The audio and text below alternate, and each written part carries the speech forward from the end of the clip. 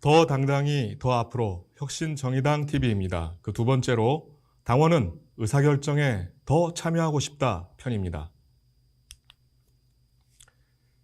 JTBC 태블릿 PC 보도 전 손석희 앵커는 며칠 동안 뉴스 진행을 하지 않았습니다.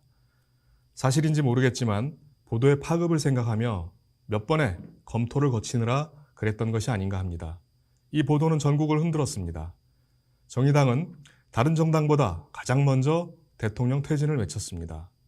특검법이 통과되었고 탄핵안이 발의되었고 마침내 헌법재판소에서 탄핵이 결정되었습니다. 촛불은 특정한 집회 주최자에 의해 구호나 방침이 정해진 것이 아니었습니다. 엄청난 수의 국민들이 남녀노소 할 것 없이 거리에 모여 분노와 축제를 동시에 즐겼습니다. 근본 권력인 주권이 생생히 살아있어 굳건한 명령을 바라는 자리였습니다. 국민들의 의지를 제대로 대의하지 못하면 언제든지 국민들이 직접 나설 수 있다는 준엄한 경고였습니다. 촛불의 성과물은 문재인 정부의 탄생으로 이어지고 초반 개혁 조치의 탄력을 받게 되었습니다. 다만 크게 아쉬운 점은 촛불 개헌안이 표결 불성립되는 순간이었습니다. 당시 정의당은 민심과 동떨어진 총리 추천제 등을 내세우다 국민들에게 외면을 받았고 촛불 개헌안에 찬성을 하면서도 막상 개헌안 표결 때는 등을 돌려 국민들의 비판을 받았습니다. 그리고 시간이 지나며 국회는 다시 자신들만의 세상으로 돌아갔습니다. 나라가 여러 어려움에 처해 있어 해야 할 일이 산처럼 쌓여 있으나 정치는 육탄전을 벌이며 정글국회로 돌아간 것입니다. 대의제란 것이 교통통신이 발달되지 않은 시기에 뽑아줬으니 내가 알아서 할게가 불가피했다면 이제는 디지털 시대로 스마트폰 등 다양한 방식으로 언제든 의견을 전달할 수 있으니 뽑아줬어도 유권자 말씀드리며 할게요로 바뀌어야 할 시기인데 정치와 정치인들은 제대로 인식을 못하고 있습니다. 촛불혁명은 대의제에 과감한 수정을 가하며 국민의 목소리를 상시 들으라는 것입니다. 직접 민주주의만 하자는 것이 아닙니다. 기존 자유위임적 대의제에서는 뽑아주면 끝이었지만 이제는 수시로 국민 의견을 청취하라는 국민적 요구인 것입니다. 정의당은 촛불혁명을 선도한 정당이라 하면서도 촛불의 의미를 당내 혁신으로 연결시키지 못했습니다. 정의당은 권한이 매우 큰 당대표제를 유지하면서 대의기구의 추천직도 유지하고 있습니다. 반면 당원들은 대의원과 전국위원을 선출해놓고 그들이 알아서 모든 결정을 하는 것에 대해 달리 의견을 개진할 방법이 없습니다. 국민들의 참여가 얼마나 큰 역사적 사건을 만드는가를 가장 앞장서서 경험한 정당에서 참여 확대를 통한 당원들의 에너지를 모으지 못하는 매우 안타까운 상황이 이어지고 있습니다.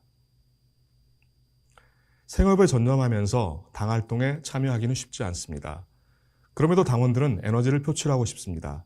핸드폰, 온라인 등으로의 참여도 최대한 보장해주고 확대해야 합니다. 당의 운영은 총의에 의해야 하며 그것이 민주주의입니다. 디지털 기술을 활용한 유럽의 진보정당 사례들을 보면서 창당 초기 당원 참여 확대를 주장했던 분들은 어떤 다른 대안을 가지고 계신지 묻고 싶습니다. 당비만 내는 당원이 많으면 많을수록 그 당은 민주적 운영이 되지 않을 가능성이 높고 외연을 확장하기 어려우며 위기에 취약할 수 있습니다. 당원들은 자신들의 고단한 삶과 그 고단한 삶 속에서 절감하는 문제를 어떻게 해서든 당에 전달하고 싶어 합니다. 사실 그 에너지야말로 당의 가장 큰 자산이기에 모든 수단과 방법을 동원해 당원들의 참여 기회를 보장하고 확대해야 합니다. 소수에 의해 운영되는 당은 대중적 진보정당이 아닙니다. 대의원 제도는 이전 진보정당 시절 노동자, 농민, 진보단체가 당원의 많은 비중을 차지할 때의 제도입니다. 각 부서별, 공정별 라인이나 농민조직, 단체조직의 대표자나 대의자를 선출할 수 있었던 시기의 제도라는 의미입니다. 그러나 현재 정의당 당원은 개별 영역에 존재하는 시민들이 더 많은 비중을 차지하기에 대의 자체가 어려워졌으며 대의라기보다는 대의원 자신의 의견을 반영하여 의사개진을 할 수밖에 없는 상황입니다.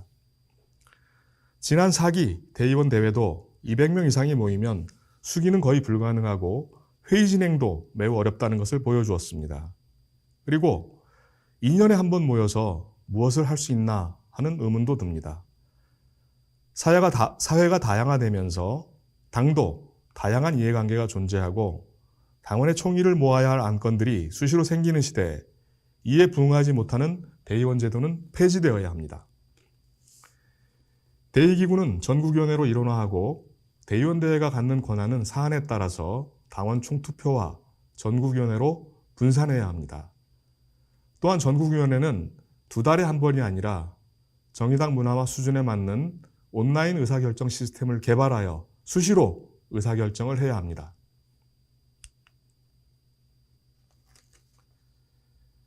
참여가 쉽지 않은 많은 당원들에게 표현의 자유까지 징계의 칼날이 겨누어지면 당원들은 참여는커녕 당에 대한 관심도 줄어들게 됩니다. 대중적 진보 정당에서 당원들의 표현의 자유는 더욱더 보호되어야 합니다. 잘못된 표현이라 하더라도 일단 설명과 설득을 통해 이해를 시키는 것이 먼저입니다. 어떤 표현이 문제되면 극단적인 비난이 난무하고 바로 제소와 징계로 이어집니다. 심지어는 제명과 독후감 써오기라는 모욕적 징계가 내려지기도 합니다. 유엔 인권위에서 모욕죄와 명예훼손죄의 처벌 조항을 삭제하라는 권고가 내려지는 것을 보면 설령 그릇된 표현이라 해도 쉽게 처벌하는 것은 위험하다는 취지입니다. 활동가가 중심이 되는 당 운영은 집행부와 대의기구가 한 몸이 되면서 당의 혁신을 어렵게 합니다. 활동가들만의 경험과 문화는 일반 당원에게 진입장벽으로 다가옵니다.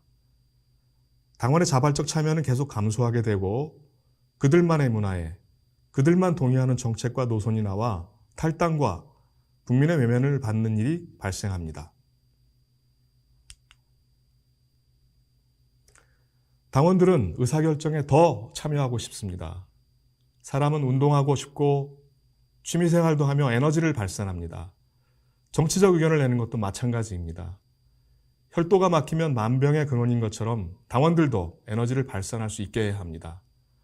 선거 때만 투표하고 당비만 걷어가면 당원들은 지쳐갑니다. 수시로 당원들의 의사가 수렴될 수 있는 다양한 시스템과 제도를 구축하여 당원들의 총의에 의한 당 운영을 기본으로 해야 합니다. 이상으로 혁신정의당TV 두 번째 편을 마치겠습니다. 감사합니다.